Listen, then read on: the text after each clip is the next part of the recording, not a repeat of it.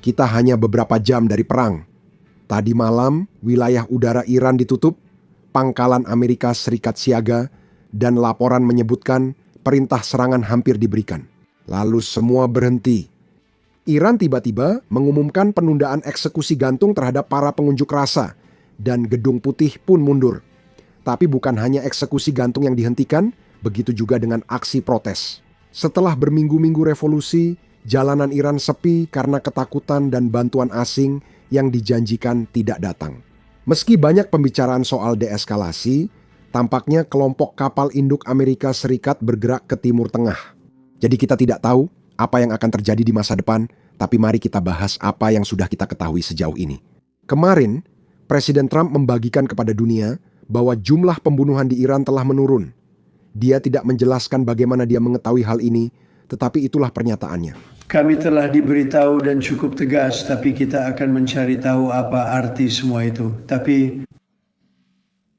Kami telah diberitahu bahwa pembunuhan di Iran sedang berhenti, sudah berhenti, sedang berhenti, dan tidak ada rencana untuk eksekusi atau eksekusi. Saya diberitahu otoritas baik akan mengetahuinya.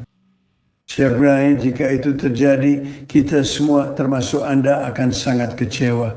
Hal itu benar-benar mengganggu saya.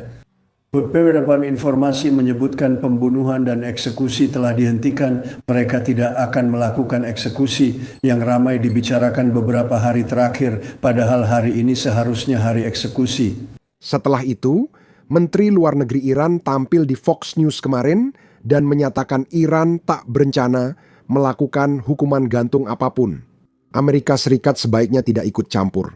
Silakan dengarkan. Apakah Anda akan tetap menghukum gantung para pengunjuk rasa atau setidaknya satu dari mereka? Tidak, saya belum mendengar tentang itu dan tidak ada hukuman gantung hari ini atau besok atau kapanpun pada hari Jumat itu.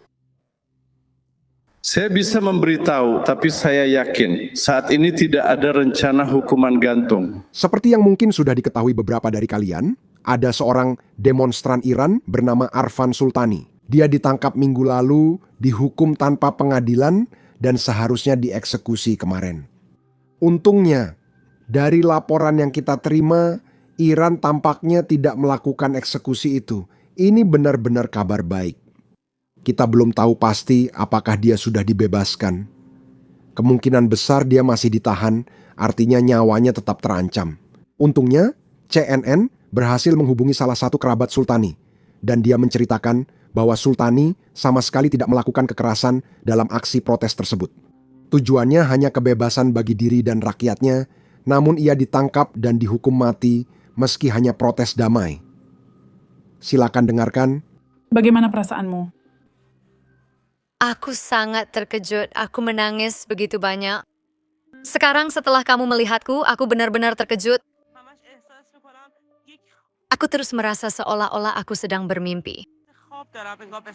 Samaya mengatakan dia hidup dalam ketakutan karena keluarganya terancam dieksekusi oleh Republik Islam Iran. Irfan Sultani, 26 tahun, diyakini sebagai demonstran anti-rezim pertama dalam pemberontakan terbaru yang divonis mati, menurut organisasi hak asasi manusia. Apa yang sebenarnya dia perjuangkan dan ingin lihat terjadi di Iran? Dia selalu seperti hewan peliharaan. Dia selalu ingin orang-orang setidaknya bebas dalam aspek paling dasar kehidupan. Dia selalu berjuang untuk kebebasan Iran, dan kini kita melihatnya di bawah tiang gantungan. Protes yang diikuti Irfan sangat besar dan berubah jadi kekerasan. Sekitar 2.000 pengunjuk rasa telah tewas menurut kelompok hak asasi di Amerika Serikat. Namun jumlahnya bisa lebih besar. Media pemerintah Iran menyebut para pengunjuk rasa sebagai perusuh. Apakah Irfan memakai kekerasan? Irfan tidak pernah memakai kekerasan. Saya selalu melihat semua kerusakan justru dilakukan oleh rezim itu sendiri untuk mengeksekusi para pemuda. Mereka membuat tuduhan palsu terhadap mereka. Eksekusi mungkin telah berhenti atau ditunda, namun penyiksaan tetap berlangsung. Televisi negara Iran telah menayangkan minimal 97 pengakuan paksa dari pengunjuk rasa di Iran. Di klip-klip ini, tampak pengunjuk rasa diborgol, wajah diburamkan, dan dipaksa mengaku. Video ini disiarkan ke seluruh Iran dengan musik latar dramatis dan cuplikan yang tampaknya memperlihatkan pengunjuk rasa menyerang pasukan keamanan. Namun, klip-klip ini tidak menampilkan wajah sehingga Anda tak bisa memastikan identitas penyerang pasukan keamanan. Iran kini memakai pengakuan paksa ini untuk membuktikan Israel atau Amerika Serikat terlibat dalam plot asing di balik protes nasional di Iran. Untungnya, ini adalah sesuatu yang ditanyakan kepada Menteri Luar Negeri saat dia diwawancarai. Jadi dengarkan jawabannya. Namun setelahnya selama 10 hari kami mengalami cerita yang sangat berbeda. Sebuah operasi teroris ketika unsur-unsur teroris yang dipimpin dari luar, Anda tahu, masuk ke dalam protes ini dan mulai menembak pasukan polisi, petugas polisi dan pasukan keamanan. Memang ada teroris. Mereka menggunakan operasi teroris bergaya Daesh. Mereka menangkap petugas polisi, membakar mereka hidup-hidup, memenggal kepala mereka, dan mulai menembaki petugas polisi serta warga sipil. Jadi akibatnya selama 3 hari kami sebenarnya berperang melawan teroris, bukan Anda tahu dengan para pengunjuk rasa, itu benar-benar cerita yang berbeda. Saya harus menjelaskan, ini penting, mengapa mereka mulai menembaki orang hanya karena ingin meningkatkan jumlah korban jiwa. Kenapa? Presiden Trump menyatakan akan turun tangan jika terjadi pembunuhan. Mereka ingin menariknya ke dalam konflik ini, itulah rencana Israel. Mereka ingin melibatkan Presiden Amerika Serikat ke dalam konflik ini. Jadi mereka mulai meningkatkan jumlah kematian dengan membunuh orang-orang biasa, dengan membunuh petugas polisi, dengan memulai semacam pertempuran di dalam berbagai kota. Tuan, first Anda menyatakan pembunuhan dan kematian ini dilakukan unsur asing di negara Anda, bukan oleh rezim Iran. Itu bukan yang kami dengar saat orang berbicara pada kami. Di lapangan internet sering mati, kadang menyala lagi. Kami mendengar berbagai kisah dari orang-orang di lapangan. Dari laporan kemarin, Amerika Serikat hampir memberi lampu hijau untuk serangan ke Iran tadi malam. Banyak aktivitas terjadi di pangkalan Amerika Serikat di Timur Tengah. Dan di atas itu semua, Iran telah menutup wilayah udaranya, menandakan bahwa mungkin mereka juga sedang mengantisipasi sesuatu, tetapi pada akhirnya tidak ada yang benar-benar terjadi. Saya menduga banyak diplomasi jalur belakang terjadi.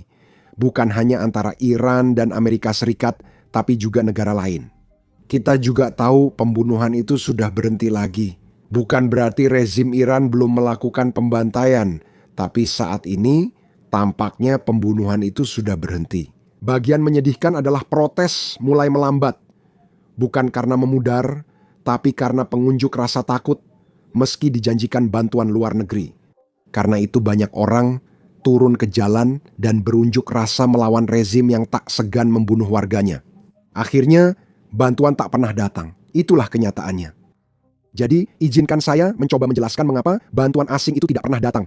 Atau, setidaknya izinkan saya mencoba menjelaskan apa yang dipikirkan oleh pemerintahan dan seperti apa diplomasi asing yang terjadi di balik layar. Kemarin, kita bahas bagaimana Arab seperti Saudi, Qatar, dan Oman melobi Gedung Putih agar tidak menyerang Iran.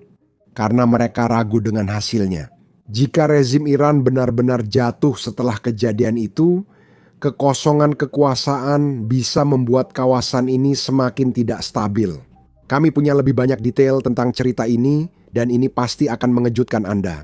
Pejabat Israel tampaknya sepakat dengan rekan Arab mereka, sama-sama melobi Gedung Putih agar tidak melakukan serangan itu. Mereka kini memiliki kekhawatiran serupa. Pejabat Israel memberitahu Gedung Putih bahwa mereka mendukung perubahan rezim di Iran dan upaya Amerika Serikat untuk memfasilitasinya. Mereka khawatir intervensi militer luar saat ini mungkin tidak cukup menyelesaikan pekerjaan yang dimulai pengunjuk rasa. Itulah sebabnya orang-orang Israel ingin Amerika Serikat menunda serangan militer sampai rezim tersebut semakin tertekan, semakin lemah maksud saya, bahkan lebih lemah lagi. Selain itu, mungkin ada faktor lain yang menyebabkan penundaan atau pembatalan serangan. Faktor itu adalah Gedung Putih mempertanyakan dukungan yang sebenarnya dimiliki putra Shah di dalam negeri, yang sebenarnya dimiliki di dalam Iran. Sekarang, setiap kali saya bicara negatif soal putra Shah, orang-orang langsung menyebut saya teroris. Saya tegaskan, saya tidak mendukung kelompok teroris manapun, termasuk MKA atau kelompok lain di Iran. Menurut saya, meski rezim berubah, negara itu sebaiknya menjadi demokratis, bukan diperintah monarki. Saya paham maksudnya. Jika rezim berubah, perlu figur dengan dukungan politik cukup agar situasi tetap stabil hingga pemilu bebas dan adil bisa digelar. Banyak orang menunjukkan bahwa putra mantan Syah bisa menjadi sosok yang membantu negara bertransisi menuju demokrasi. Namun, Gedung Putih tidak setuju dengan penilaian itu. Dalam wawancara terbaru, Presiden Trump menyatakan kekhawatirannya atas kemampuan putra Syah memimpin Iran jika rezim jatuh. Hal lain yang perlu diperjelas di sini adalah kita telah melihat banyak cuplikan orang-orang Iran di jalanan meneriakkan nama Pahlavi. Tapi menurut pendapat saya setidaknya, dan jika kalian tidak setuju, mungkin kalian bisa beritahu saya di kolom komentar. Namun, meski orang meneriakkan nama Pahlavi, bukan berarti mereka mendukung putra Syah. Nama Pahlavi punya banyak makna sejarah di Iran. Mungkin mereka meneriakkan itu untuk mengenang masa sebelum rezim sekarang.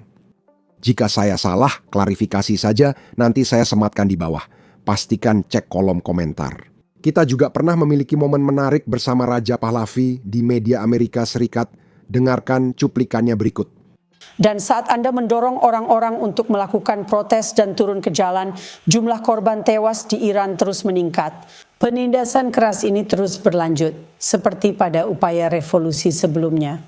Apakah bertanggung jawab mengirim warga Iran ke kematian? Apakah Anda ikut bertanggung jawab? Seperti yang sudah saya katakan, ini adalah perang dan perang pasti ada korban. Sebenarnya demi melindungi dan mengurangi korban jiwa, korban tak bersalah lagi-lagi akan dibunuh oleh rezim ini. Tindakan diperlukan. Rezim ini akan mencoba dan membantai warganya seperti yang selalu mereka lakukan, tapi kita sedang berjuang untuk pembebasan. Saya tidak meminta rakyat turun ke jalan untuk melawan rezim karena saya menginginkannya. Mereka meminta saya untuk turun tangan membantu mereka dan menjadi suara mereka di dunia luar, melakukan segala yang kita bisa agar pemberontakan ini berhasil kali ini. Dan saya pikir kita memiliki beberapa pemimpin serius yang memahami apa yang diperlukan, yang memahami permintaan rakyat Iran dan sedang merespons hal itu. Saya pikir Presiden Trump sedang merespons seruan yang dimiliki rakyat Iran. Rakyat Iran telah mendengar kata-katanya. Mereka menamai jalan-jalan dengan namanya di Iran. Karena sadar dia bukan Barack Obama atau Joe Biden, sehingga harapan terhadapnya lebih tinggi. Dan kita akan lihat apa yang terjadi, dan seperti yang Anda katakan, saya pikir Presiden harus segera mengambil keputusan. Kami melakukan apa yang perlu kami lakukan, terlepas dari apakah bantuan akan datang atau tidak. Saya hanya menyatakan bahwa cara terbaik untuk memastikan akan lebih sedikit orang yang terbunuh di Iran adalah dengan campur tangan lebih cepat. Rezim ini runtuh dan mengakhiri masalah kita. Kita berperang dan harus memastikan kemenangan. Tidak ada cara untuk terhubung dengan itu sebagai orang Iran. Sekarang, sementara semua orang membicarakan tentang penurunan ketegangan, sepertinya Amerika Serikat belum sepenuhnya menyerah pada opsi militer. Kapal perusak peluru kendali Amerika Serikat United States Ship Roosevelt telah memasuki Teluk Arab. Itu belum semuanya. Kita juga memiliki United States Ship Abraham Lincoln, satu kelompok tempur kapal induk penuh yang sekarang juga bergerak menuju Timur Tengah. Kapal yang tadinya patroli di Laut Cina Selatan kini bergerak ke Iran. Anda tidak memindahkan kelompok kapal induk melintasi Pasifik tanpa alasan. Ini bisa soal penempatan posisi atau persiapan. Amerika Serikat belum mundur, hanya menunggu waktu. Cerita belum selesai, kapal induk masih bergerak. Eksekusi ditunda, tidak dibatalkan, dan jumlahnya ribuan. Satu laporan menyebut 10.000 orang masih di penjara. Jika ingin tahu perkembangan selanjutnya, tekan subscribe di bawah agar bisa mengikuti liputan kami tiap hari. Inilah yang tidak ingin rezim itu Anda pahami. Protes mungkin sudah reda, jalanan lebih tenang, tapi penyebab revolusi ini belum ada yang diperbaiki. Rial Iran masih tidak berharga, inflasi masih menghancurkan tabungan masyarakat, dan ekonomi masih terus terjun bebas. Krisis air, hal yang awalnya memicu protes ini, masih ada dan semakin memburuk setiap harinya.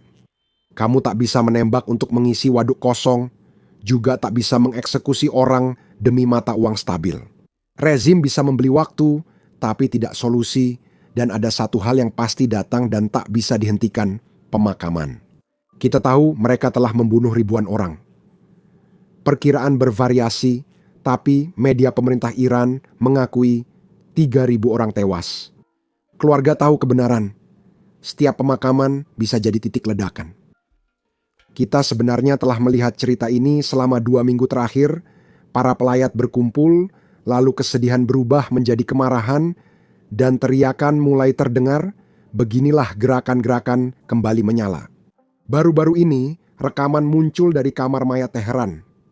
Keluarga-keluarga datang untuk mengidentifikasi jenazah. Namun saat melihat banyak anak muda tewas dibunuh pemerintah, mereka kembali meneriakkan yel-yel. Dengarkan ini, Monica.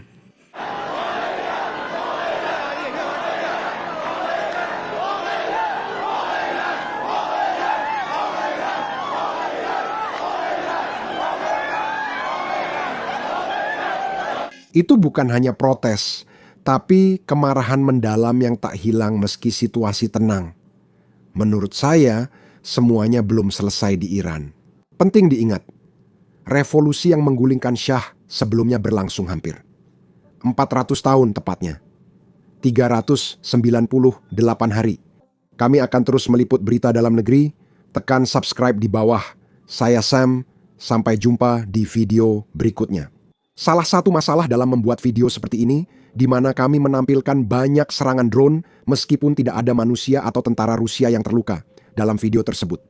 YouTube sering mendemonetisasi atau membatasi video kami. Bahkan minggu lalu, 4 video perang kami didemonetisasi menurut YouTube. Serangan drone atau rekaman garis depan tidak ramah bagi pengiklan, sehingga video tersebut dibatasi. Inilah kenyataan perang modern yang sedang dihadapi dan dihadapi rakyat Ukraina. Kami yakin penting meliput ini, karena itu kami meluncurkan platform sendiri, dasar-dasar bisnis, yang kami bangun dari awal tanpa batasan. Kami tidak perlu mengaburkan serangan drone kami tidak perlu mengaburkan rekaman garis depan, dan kami tidak perlu mengaburkan pangkalan udara Rusia yang dihancurkan. Selain itu, kami juga tidak menayangkan iklan apapun di situs tersebut. Dengan begitu, kami tak perlu menyensor diri hanya karena pengiklan tak suka liputan kami. Situs ini didanai oleh dukungan Anda, bukan iklan. Jadi, jika Anda adalah seseorang yang tertarik dengan liputan seperti ini, jika Anda ingin menonton video tanpa sensor dan dapatkan konten bonus yang tidak tersedia di YouTube, gabunglah di basicsinsider.com. Anda juga bisa mengklik tautan di deskripsi atau memindai kode QR di layar Anda. Dengan bergabung, Anda dapat menonton semua konten yang sudah kami unggah dan semua video yang akan kami unggah di masa depan. Anda juga mendukung liputan dan channel kami, jadi terima kasih. Saya Sam, sampai jumpa di video berikutnya.